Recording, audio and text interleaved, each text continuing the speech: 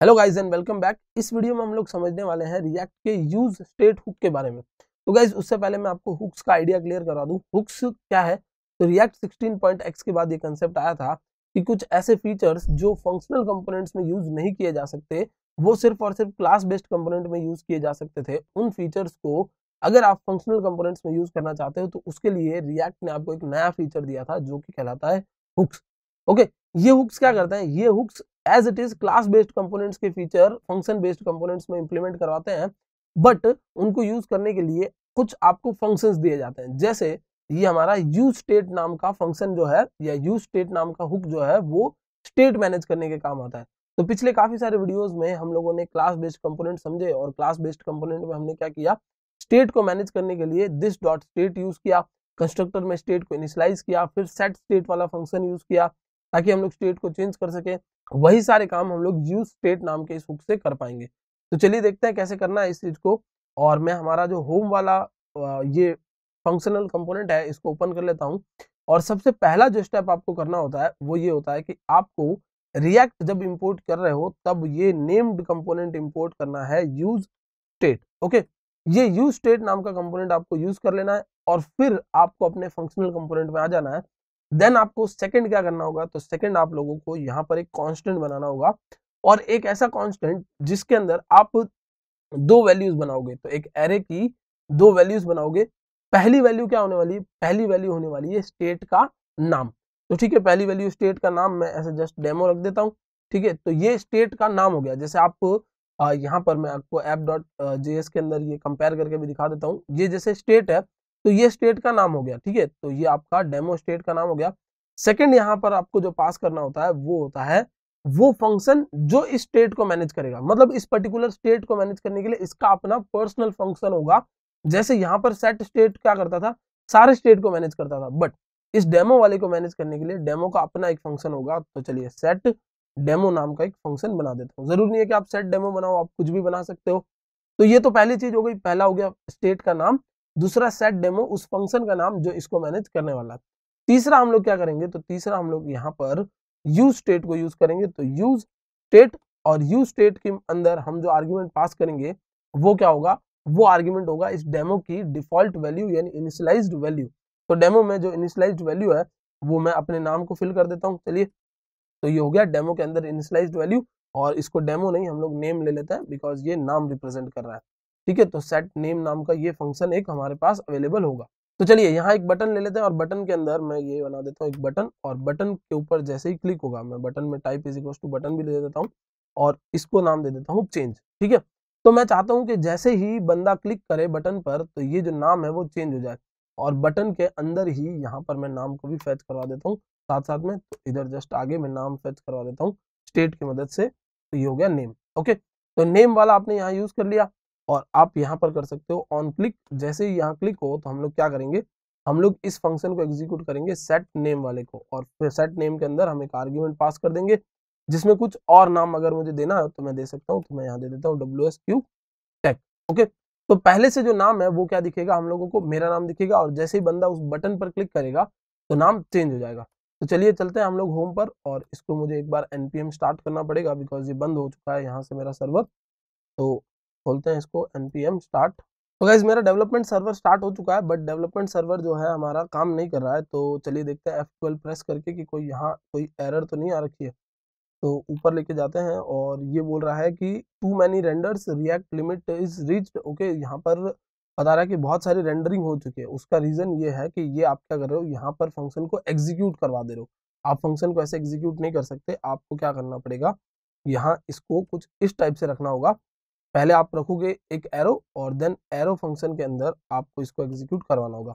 यानी जब user click करे तो ये फंक्शन एग्जीक्यूट हो और उसके अंदर ये वाला फंक्शन एग्जीक्यूट हो जाए।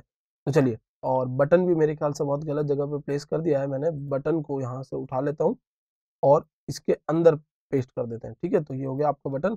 और बटन को अगर आप कुछ क्लास देना चाहते हो तो क्लास भी दे सकते हो। ये आपका एक बटन ऊपर रेडी है। ठीक है, अब इस पे मैं क्लिक करता हूँ तो देखिए नेम चेंज हो रहा है। मतलब क्या चेंज हो रहा है, स्टेट चेंज हो रहा है। स्टेट के अंदर आप एक डेटा को चेंज कर रहे हो, और अगर आप इसको और भी चेंजेस करवाना चाहते हो, सपोज आप यहाँ पर आपने एक नाम डाल दिया और उस नाम को आप टोगल करवाना चाहते हो तो आप टोगल भी कर सकते हो। मैं एक बार रिफ्रेश कर देता हूँ और यहाँ पर आपको दिखेगा चेंज और नाम दिख रहा है साथ में। जैसे यूजर ने क्लिक किया तो वो चेंज हो चुका है। मतलब क्या, एक्चुअली स्टेट चेंज हुआ है। और जब स्टेट चेंज होता है तो क्या होता है, आपका जो कंपोनेंट है वो री रेंडर होता है। बट अगर यही काम मुझे अभी करना होता app.js की मदद से, तो मैं क्या करता, यहाँ से एक कॉल बैक लेके जाता app.js पे और वहां से इस होम वाले के अंदर ये स्टेट चेंज करवा के प्रॉप भेजता और फिर नाम चेंज होता, और उस केस में पूरा कंपोनेंट को री रेंडर करवाना पड़ता। तो ये री रेंडरिंग रोकने के लिए हम लोग क्या कर सकते हैं, इसका अपना एक स्टेट यूज कर सकते हैं। तो चलिए, ये तो एक छोटा सा एग्जांपल हो गया। मैं नीचे आप लोगों को यहाँ लेके जाता हूँ और ओल्ड पोस्ट करके आप देख रहे होंगे, तो इसको हम लोग चेंज करने वाले हैं। तो मैं यहाँ पर एक कांस्टेंट बना देता हूँ और ये ले देते हैं आप ओल्ड पोस्ट। ठीक है, तो ओल्ड पोस्ट नाम से या ओल्ड नाम से रख देता हूँ और इसको कर देता हूँ सेट ओल्ड। ठीक है, तो ये ओल्ड पोस्ट के लिए बनाया आपने। और यूज स्टेट की मदद से हम लोग इसको मैनेज करेंगे। यूज स्टेट में पहले से मैं 0 रख देता हूँ, मतलब जो ओल्ड पोस्ट है वो पहले से आपको नहीं दिखेगी। जब आपका यूजर यहाँ पर ओल्ड पोस्ट पे क्लिक करेगा तभी उसको दिखेगा। ठीक है, और मैं यहाँ एंकर टैग पर ले भी लेता हूँ साथ साथ में कि एंकर टैग पे हम लोगों को क्या चेंजेस करवाना है। तो जैसे यूजर यहाँ क्लिक करेगा तो ऑन क्लिक में हम लोग क्या करेंगे, एक उसी तरीके से एक फंक्शन बनाएंगे। ठीक है, एरो फंक्शन बनाएंगे आप, और एरो फंक्शन के अंदर हम लोग सेट स्टेट को मैनेज करवाएंगे। तो कैसे करना है आपको, तो यहाँ पर आप लोगों को जो ये नाम रखा है आपने यहाँ नाम रखा था सेट ओल्ड। ठीक है, तो सेट ओल्ड को टॉगल करना है। तो चलिए, सेट ओल्ड को टॉगल करने के लिए मैं यहाँ पास कर देता हूँ सेट ओल्ड। और सेट ओल्ड को क्या करना है आपको, तो टॉगल करके चेंज करना है। और चेंज क्या करना है आपको, तो चेंज में ये एक्चुअली जो एरर दिखा रहा है वो HREF की वजह से दिखा रहा है। मैं चलिए इसको चेंज करके जो यहाँ पर स्पैन नाम का टैग बना देता हूँ ताकि ये एरर्स दिखाना बंद कर दे। ठीक है, तो सेट ओल्ड, और सेट ओल्ड में हम लोग क्या करेंगे, तो जो पुराना मेरा डेटा है उसको टॉगल कर देंगे, तो ओल्ड को नॉट करवा देंगे। ठीक है, तो ओल्ड का नॉट मतलब क्या होगा, वो 1 का 0 और 0 का 1 इस तरीके से फैच करवाता जाएगा। मैं चलिए यहाँ पर साथ साथ में आपको ओल्ड को फैच करवा के भी दिखा देता हूँ कि ओल्ड का डेटा क्या है और टॉगल पे कैसे काम कर रहा है। तो देखिए, मैंने बटन के अंदर यहाँ पर ओल्ड लगा रखा था और ये ओल्ड का डेटा आपको दिख रहा होगा। जस्ट इस पे क्लिक करते हैं तो ये जो है वो यहाँ से सेट नहीं हो पा रहा है। तो चलिए, इसको सेट करने के लिए हम लोग जो ओल्ड का डेटा है पहले उसको उठाते हैं कि मैं देखता हूँ कंसोल में लॉग करके कि मेरे पास यहाँ एक्चुअली ओल्ड वाला डेटा एक्सेसिबल है भी कि नहीं। और ये हो गया मेरा कंसोल लॉग। और अब देखते हैं कि ओल्ड वाला डेटा ऑन क्लिक एक्सेसिबल हो रहा है कि नहीं हो रहा है। तो इसको हटाते हैं, चलते हैं इधर, क्लिक करते हैं तो ओल्ड का डेटा मिल रहा है। और देखिए, नेक्स्ट टाइम पर ये अनडिफाइंड दिखा रहा है।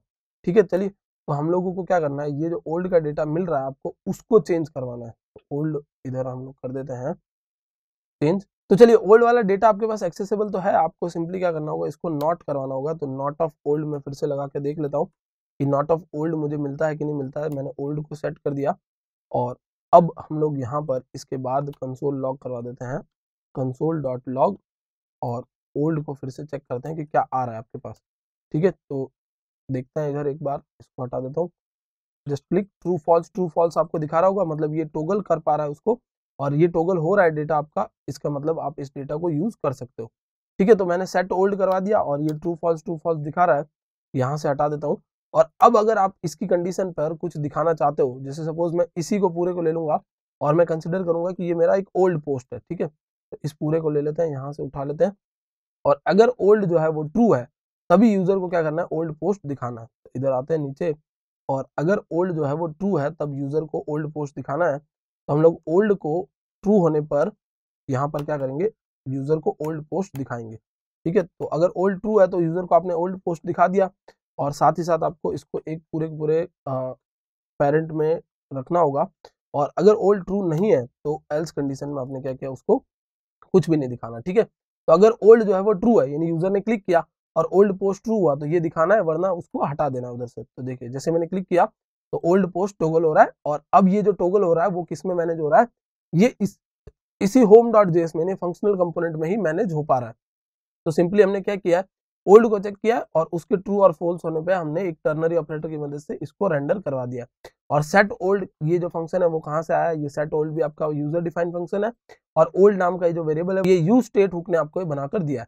तो जस्ट देखिए, आप जैसे क्लिक करेंगे तो ये ओपन और क्लोज होता हुआ आपको दिखेगा, और इस तरीके से आप एक फंक्शनल कंपोनेंट में भी स्टेट मैनेज कर पाएंगे। आई होप गाइज ये कंसेप्ट आपको अच्छे से समझ में आ गया होगा। That's it for this video, thank you so much.